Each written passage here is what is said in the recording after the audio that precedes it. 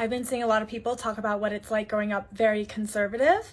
So I just wanted to talk about growing up extremely liberal. I grew up in a sort of strange utopia where people of color made most of the highest incomes. The beauty standard was not white people. The education around where I grew up is absolutely insane. It's basically social suicide to not be incredibly smart and very well educated. I had not met more than 5 people who were like out as Republicans until I went to college. Grew up going to political protests and would drink and like party after. If you haven't already guessed, I'm talking about the suburbs of the Silicon Valley. Our history textbooks were typically banned all over the country. We were taught from very early ages about racism, about misogyny, about all kinds of societal oppression. I just want you to understand the level of education that these students were all privileged to have. The biggest high school drama is always centered around these kinds of issues. Like if somebody on the football team said gay as a derogatory thing, it erupted into this massive Twitter fight. This girl did a face mask that was black and she made some kind of racial slur about it. She was like one of the popular girls. People were crying in our high school.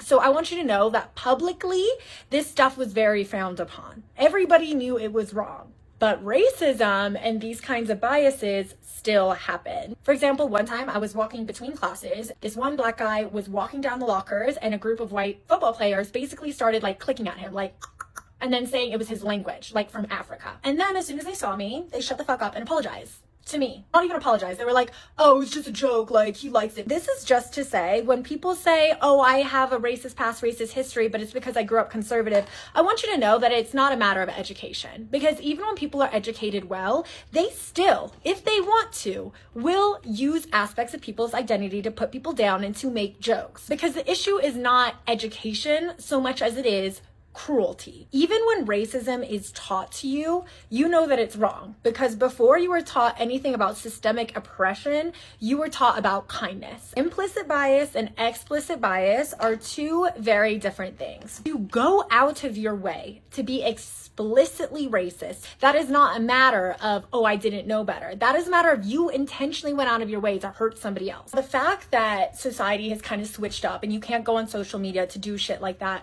it's not to cancel an individual person. It's to cancel an entire way of being, an entire way that society has been constructed where people that were oppressive got away with it and people laughed and made jokes and children cried themselves to sleep as a result because of it and suffered severe damage to their self-worth. I hope that people think twice because they are uncomfortable being oppressive in this society. Because at the end of the day, this kind of behavior has been excused for all of time. This is the first time when people are really getting called out for it. And I hope people think twice.